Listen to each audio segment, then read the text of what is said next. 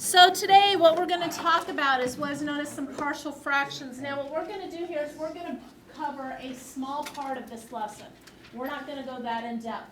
Our whole goal is going to be to finish chapter 6 this week, probably tomorrow, in which case we're looking at a test Thursday and Monday of the following week, and then we've got a review for your final, and that will be the week before Christmas. And so I've kind of got things sketched out. I will go ahead and take care of that at the end of class today, but we're going to go ahead and get going with lesson 6-4. Thursday and Monday. And so I'll talk about things at the end. So if you notice up here, this is an example of a partial fraction.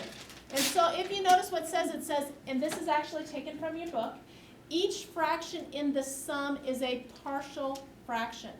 The sum of these partial fractions makes up the partial fraction decomposition of the original rational function. So now you're thoroughly confused. Let's look at the example first. Okay, x squared minus x minus 20.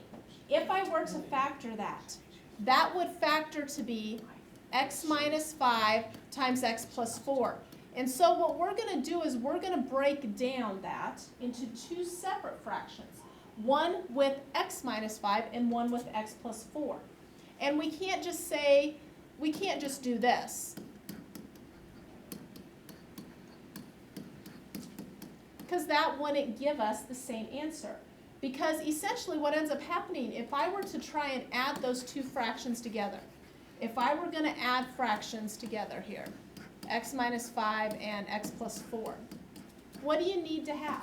A common denominator. And so essentially what ends up happening is I'm going to need to multiply whatever this number is times x plus 4.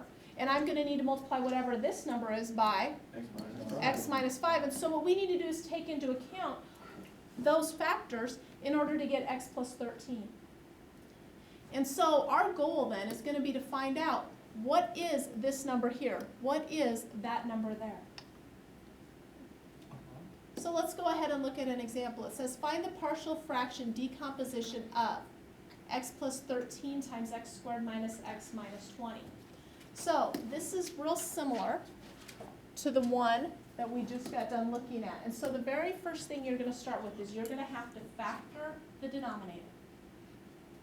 So you're going to factor the denominator. And so when I factor the denominator, I get x minus 5 times x plus 4. Okay? So far, so good?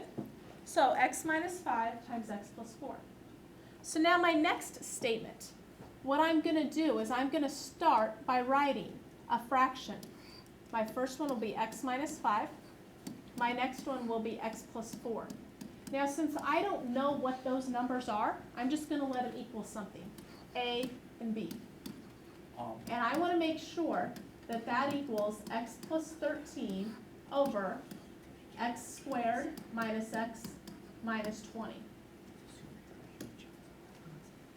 So what you're going to do is, first of all, factor the denominator, get it into two parts, then write it as two separate fractions with each of the factors, one with a, one with b.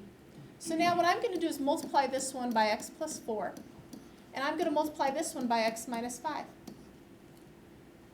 Right? Now, would you agree that when I do that, what ends up happening is I multiply this by x plus 4 and this by x minus 5. The denominators then will be the same, right? Mm-hmm. So as a result, the only thing I need to worry about is this right here. So since I made the denominators the same, I'm only going to worry about what I've highlighted in green there.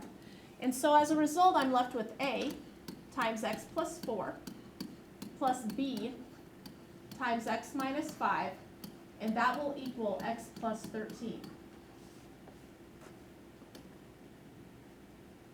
Can somebody guess what you think the next step is going to be? Disperse. Distribute. So I'm going to go ahead and distribute, and so I end up getting ax plus 4a plus bx minus 5b, and that's going to equal x plus 13. Now what I'm going to do is I'm going to group my numbers together, and I'm going to group my variables together. So I'm going to group these two together.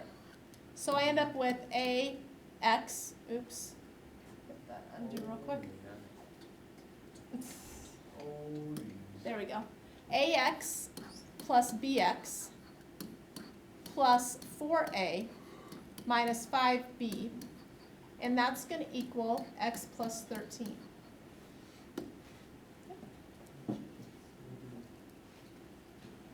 Alrighty, what do you think you're going to do now? Extract an answer. You're close with extract. Okay, AX plus BX has something in common, right? So basically, since I went ahead and grouped them together, I'm going to go ahead and take an X out, in which case that leaves me with A plus B plus 4A minus 5B. I can't take anything out there, so I'm going to go ahead and leave that alone. And that's going to equal X plus 13.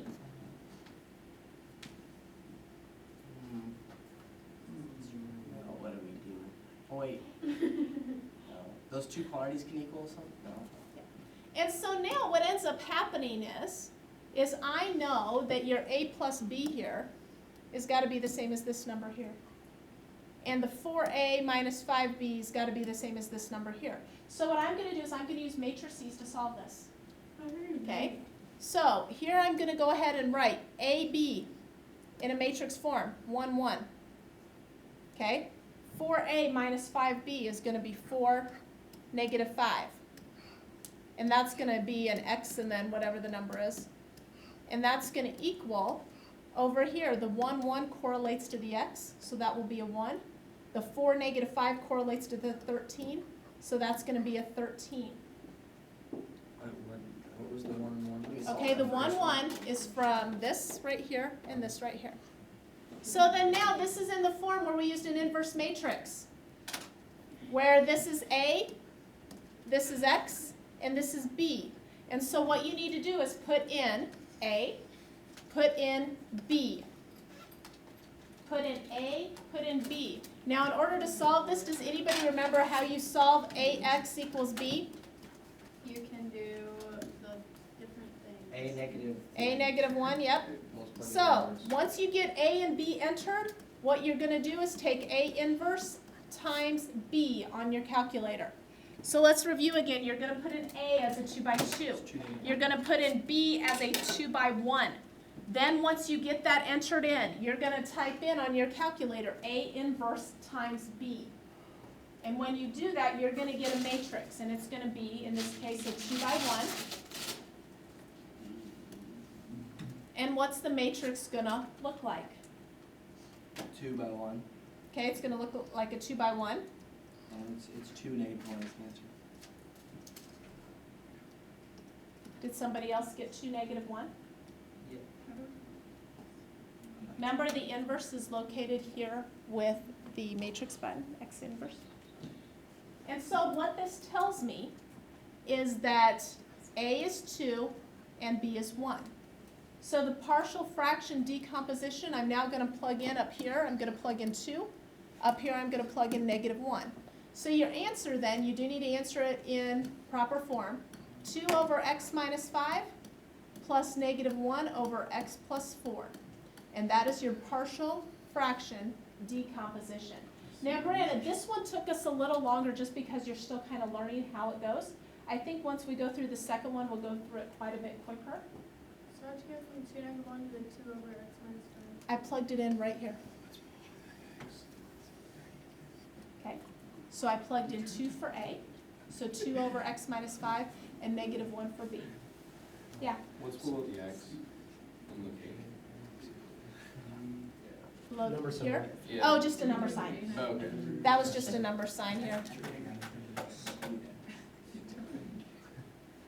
Okay, so let's go ahead and look at another one. That's a good idea. Okay? Find the partial fraction decomposition of 2x plus 5 all over x squared minus x minus 2.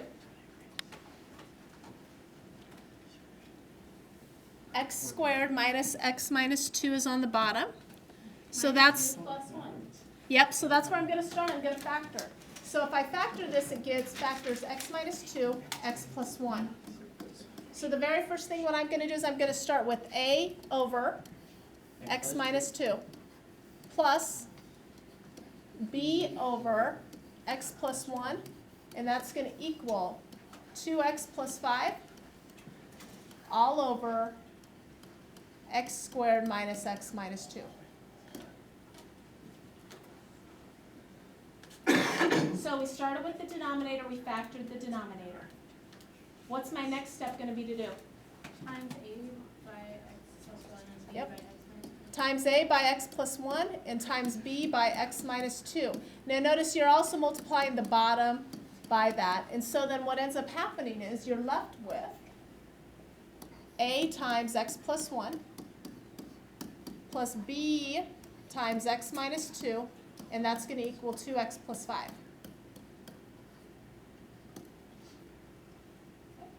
Distribute AX. Yep, so go ahead and distribute. So when I go ahead and distribute, I get ax plus a plus bx minus 2b equals 2x plus 5. Next step is to do what? Take out. Group Can them, you take yep. out the A? So group them first, and then I'm going to have ax plus bx plus a minus 2b, and that will equal 2x plus 5.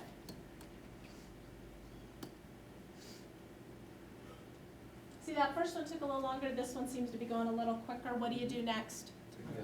Yep, take out an x. So now I'm going to focus as two separate groups here, so I'm going to take out an x here, which leaves me with a plus b plus a minus 2b, and that will equal 2x plus 5.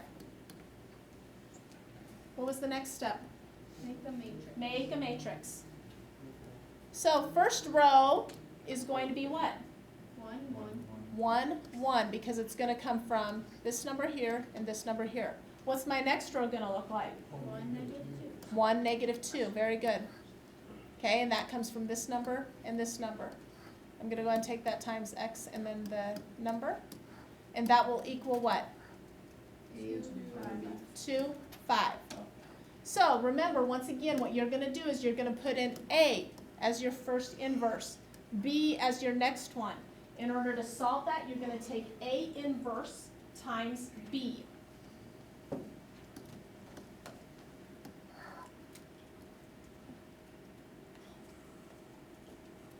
Ms. Busick, I have one question about it. Yeah. At the very beginning, Uh-huh. when it was x minus 2 and you put x plus 1, Right. where's the, I thought it wouldn't it be x minus 1, how's it plus 1? No, you always take, you're going to take it times the other one. Oh. You got it? So see, I'm going to take this one times this one, and this one times this one. I'm fine. So did somebody get a solution? Yes. What are they? 3, negative 1.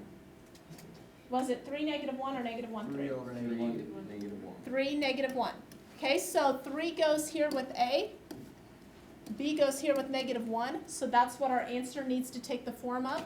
So 3 over x minus 2 plus negative 1 over x plus 1. Questions? Now this is something that we could probably easily spend about 3 days. But for sake of time and other things, we're going to call it good for today. Okay, you're going to have a somewhat short assignment, but you're going to be expected to be able to do this.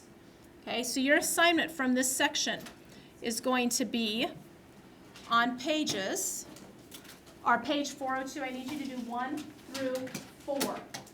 And I need you to get that done. This is Is that a separate assignment? continuation of anything? This is Can we just add this on to our last one, please? The last Yeah. That's That's fine, fine. that's fine. If you just want to go ahead and add that onto the previous one, that would be fine. Tomorrow, we will check that assignment with 1 through 4 on there. Okay. So make sure you have the 1 through 4 done.